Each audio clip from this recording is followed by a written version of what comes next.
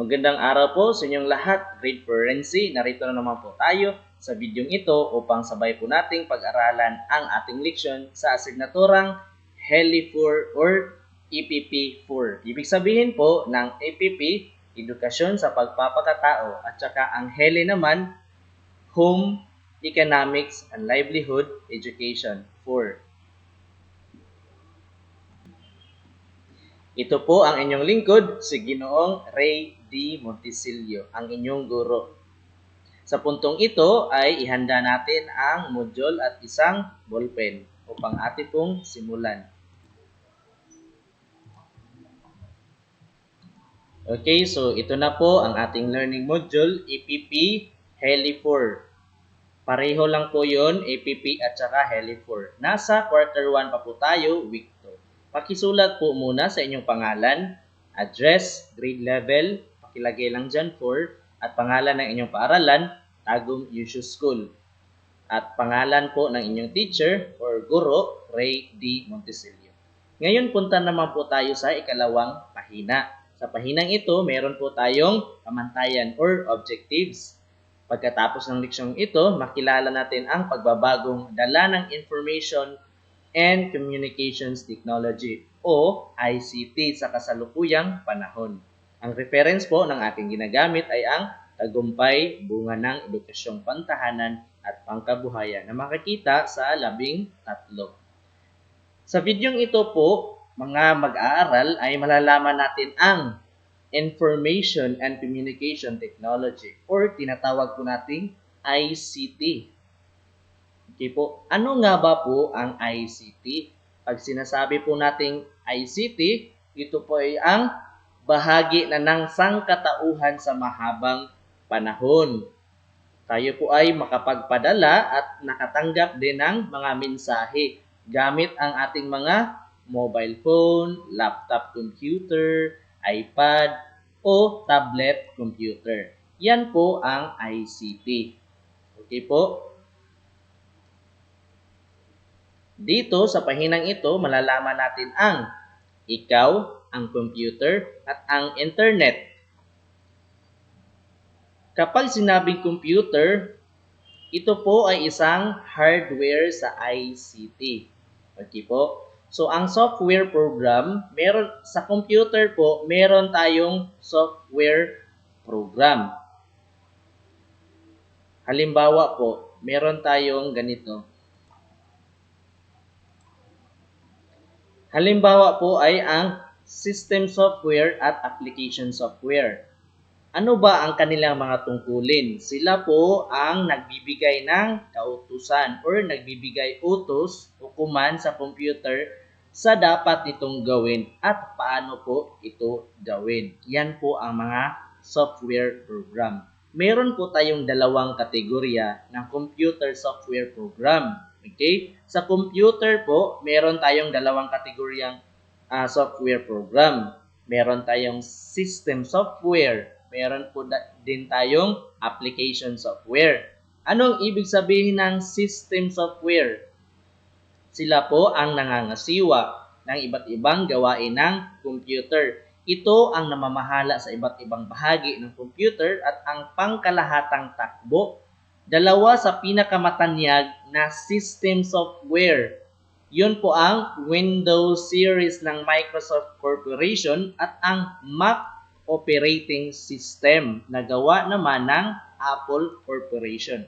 Kaya yung may ibang nagmamay-aring laptop ay meron silang tinatawag na may brand na Apple. Yung iba naman ay ang Windows. Windows 10, from Windows 7, Windows 8, Windows 10. Yun po ang mga system software. Yan po ang ibig sabihin. Tulad nito, ano ba ang kung makikita po ninyo ang Windows series ng Microsoft Corporation, ito po ang halimbawa na larawan. Ipapakita ko po sa inyo.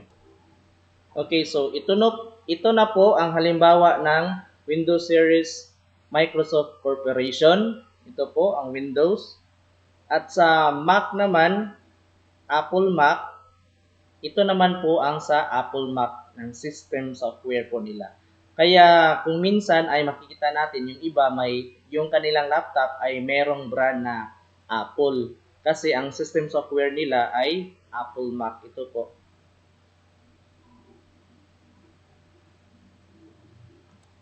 Okay, so ito na po ang Mac operating system.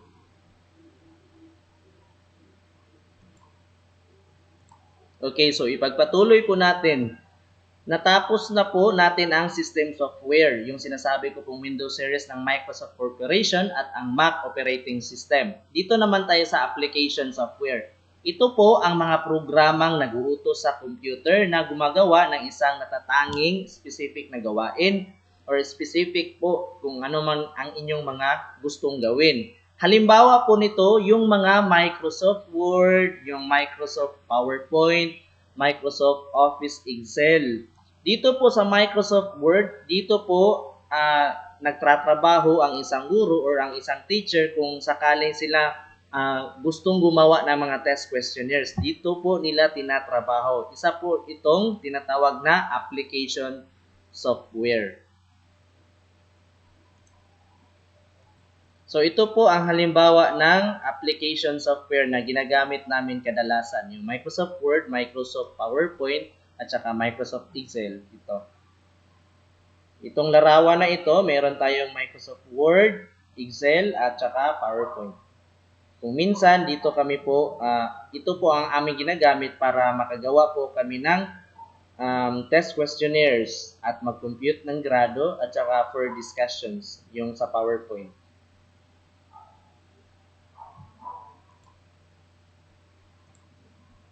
So, ipagpatuloy natin. May pangatlong uri ng software program na itinuturing tinatawag na utility program. Kung sinasabi ko po kanina, yung dalawang kategorya, ito po, dalawang kategorya ng computer software program. Ang una, system software. Pangalawa, application software. Pero meron ding pangatlo, itong utility program. Ito ay libre at karaniwan nang nakalagay kaagad, integrated, nakapasok na kaagad sa mga binibiling computer. Kasi ang utility program ang namamahala sa mga gawaing tulad ng pagtanggal at pagharang ng mga virus na pwedeng pumasok sa inyong mga computer, pagtanggal ng live or file remover at data backup. Yan po. Ito po ang isang uring ginagamit po software application kung ang internet ay isang storage at daluyan po ng impormasyon sa buong daigdig. Ito ay maihahalin tulad sa isang malawak na daanang umiikot sa buong daigdig kung saan dumadaloy ang di mabilang na kaalaman. Kung meron po meron ka pong gustong i-research, so gagamitin mo itong Google upang makapaghanap ng mga sagot. Okay, pagpatuloy natin sa susunod na pahina. Dito naman tayo sa ikalimang pahina. Ilan sa mga kilalang programang website, browser ay ang mga sumusunod. So, kung kadalasan po sa ating computer, meron tayong mga website browser na ginagamit. Okay? Ito po ay ang mga Internet Explorer, Mozilla Firefox, at Google Chrome or Google Chrome. Ang Internet Explorer po ay inilabas noong 1995. Ang Mozilla Firefox naman, nilabas noong taong 2004. Yung Google Chrome or Google Chrome naman ay inilabas sa taong 2008 po. Yan po ang mga kilala or mga programang website browser. Kung mag-browse po kayo, gusto nyo pong mag-research, gamit po ang website browser na Internet Explorer, Mozilla Firefox, or Google Chrome. Yan po. So, ang bawat website browser ay may kanya-kanyang katangian at pamaraan ng paggamit. Kasi ang bilis ng pagkonekta or sa access sa internet sa pamagitan ng mga website browser ay nakasalalay sa kakayahang ibinibigay ng mga internet service provider o ESP. So, ate pong tandaan ang apat na mahalagang elemento upang makakonekta sa internet ay ang mga sumusunod. So, kailangan kung gusto nyo pong makakonect sa isang internet, dapat meron kayong computer. Siyempre, meron din tayong software program. Okay? Yun pong sinasabi natin kanina, yung mga Windows Series Microsoft Corporation at saka yung Apple Mac operating system po. Tapos, dapat meron tayong connection sa internet.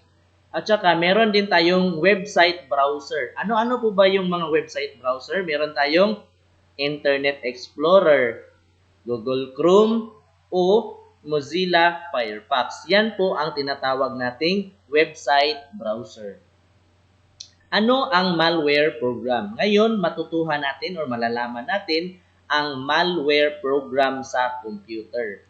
Kapag sinasabi po nating malware program, ito po ay isang sakit ng computer na tinatawag nating virus. Ang mga sakit na ito ng computer ay karaniwang tinatawag na virus o malware or short for malicious software. Yan po, kaya kadalasan biglang humihina or bumabagal po ang ating computer or naglalag. Yan po, kasi merong malware program or isang sakit ng computer. Ang malware program ay software po ito na nalikha ng mga tao na may masamang balak na makapanira sa programa ng ibang computer. So may malware na naglalayong makakuha ng sensitibong impormasyon or sinasabi nilang pwedeng ma-hack ang kanilang mga account kasi yun po ang tinatawag na malware program. So mga sensitibong impormasyon mula sa isang computer na maaaring gamitin sa illegal na gawain. Pwedeng ma-hack ang inyong computer or makapasok po ang virus na sinasabi nating malware program. Paano po ba natin maiwasan ang malware program? So, syempre, narito ang ilang hakbang upang maiwasan pagkaroon ng malware program sa computer. So, dapat meron po tayong antivirus na i-install sa ating computer para sila ay makatulong sa pagharang kung meron mang virus na gustong pumasok sa ating computer. So, dapat maging maingat sa paggamit.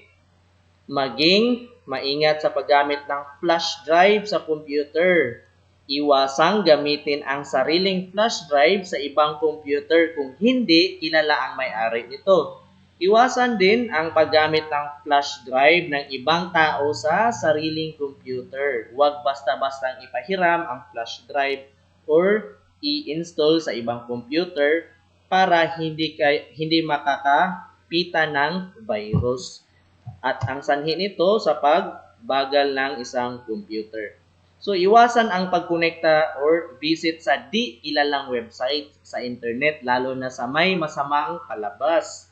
Okay? And then, kailangan din magpalagay or mag-install ng isang antivirus.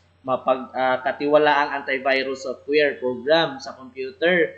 Sinasala at hinaharang ng antivirus program ang malware programs. Makibalita at gumamit ng makabagong updated na antivirus program. So, napaka-importante po talaga na meron po tayong antivirus software sa ating mga computer para makatulong po sila sa pagharang kung anumang mga malware program. Okay po. So, sa susunod na pahina, dito naman malalaman natin ang mga dapat tandaan sa paggamit ng computer. Ano po ba ang mga dapat nating tandaan? So, kailangan ang computer at ang mga nilalaman nitong software programs ay isang maselan at ang computer at ang mga nilalaman nitong software programs ay isang maselan at delikadong kagamitan. Huwag itong ituring na isang pangkaraniwang laruan lamang. So, maging maingat sa paggamit nito. Sunod, huwag po kumain or magdala ng pagkain sa harap ng computer. Okay? Ang munting piraso ng pagkain na maaring mahulog sa computer ay maaring makaakit ng mapaminsalang hayop o insekto. Panatilihing malinis at tuyo ang mga kamay kung gumagamit ng computer. Tsaka, umiwas din makipagtalastasan sa mga hindi kakilalang tao gamit ang computer. Huwag magbigay ng mga sensitibong personal na impormasyon sa kanila. At maging mapanuri sa pag-visit sa mga internet website. Huwag bastang magbisita sa isang internet website. Baka meron silang pwede nilang ma-hack ang inyong mga account or maaring mapasukan po ito ng virus. So maglagay at gumagamit ng antivirus din software program sa computer. Yan po ang dapat gawin natin. At panatilihin ang isang maginhawang nakaupo kung gumagamit ng computer. Tulad lamang nito sa batang ito. Ayan.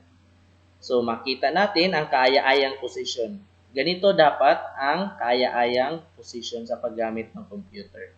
Sunod, mga pakinabang sa paggamit ng ICT or ano ba ang mga benepisyo or pakinabang na sa paggamit ng ICT sa paaralan. Pwedeng nagagamit ng isang mag-aral ang mga ICT gadgets sa mabilis na pagkipagtalastasan sa kamag-aral sa paggawa ng research o takdang aralin. Ang computer ay pinagkukunan ng kaalaman, kaya lumalawak ng naabot ng kaisipan ng bawat mag-aaral at nagiging mabilis ang pagkatuto nila. Sa pamilya naman, mabilis ang komunikasyon ng buong pamilya kahit na magkawalay sila. Ito ay higit na kapaki-pakinabang sa isang pamilya. Ang magulang ay naghahanap buhay sa malayong lugar or sa ibang bansa. Okay, nakapagpadala sila ng mensahe at pagtanggap ng mensahe sa kanilang mga pamilya kahit nasa ibang lugar man sila.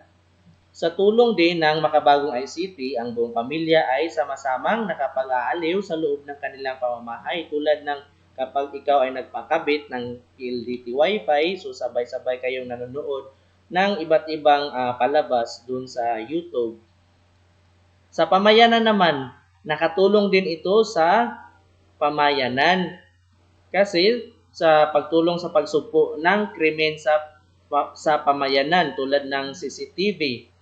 Okay, ang CCTV ay closed-circuit television, isang mabisa at malawakang gamit ng pribadong at publikong sektor sa pagsugpo ng krimen at iba pang illegal na gawain. So makikita natin kung ano ang totoo or tunay na nangyari doon sa CCTV. So kaya importante talaga sa isang establishmento or sa mga naglalakihang gusali na may CCTV para malaman natin kung ano ba talaga ang nangyari kapag merong masamang nangyari sa kapaligiran. Nagiging mabilis, magaan at produktibo ang galaw ng mga manggagawang gumagamit ng computer sa kanilang trabaho. Katulad lamang po ni teacher po, so mapabilis po ang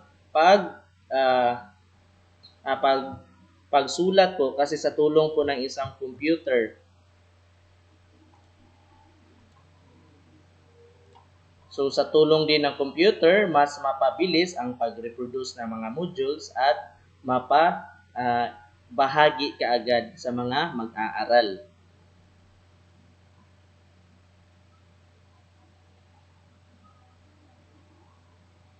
So dito meron tayong palawakin natin ang talasalitaan. So ito po ang mga salita na galing po sa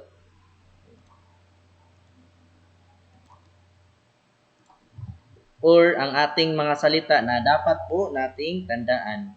Daluyan, kabihasnan, malawak, nakasalalay, sinasala, at tangi. Ipunta naman tayo dito sa pahinang ito, meron tayong mga palatandaan. Tandaan po natin ang computer at ang nilalaman nitong software programs ay sensitibo at delikadong kasangkapan. So, dapat maging maingat sa ating computer. Mabilis ang pagbabago sa larangan ng information and communication technology or ICT. So, maging maingat at responsable sa paggamit nito lalo na sa internet. Ang ICT ay mabisang tagapagtaguyod ng kasaganaan sa entrepreneurship o pamumuhunan din. So, kailangan ang pag-iingat sa paggamit ng computer. Kailangan maglagay or mag-install ng antivirus. Igalang ang karapatan ng may akda or intellectual property rights. Bawal po gumagamit ng mga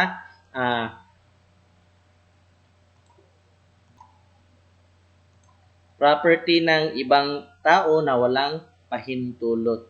So, kailangan po humingi ng magpahintulot po muna tayo. Okay, sa pahinang ito, meron tayong gawain. Pagtugmain ang kulom sa kaliwa at kanan. So, basahin lang natin po ito, 1 hanggang 10 at unawain natin, ito ay kathang isip na pag-aari. So, alin bang tamang sagot? Nasa A, sa B, C. Pumili lamang dito sa kanan.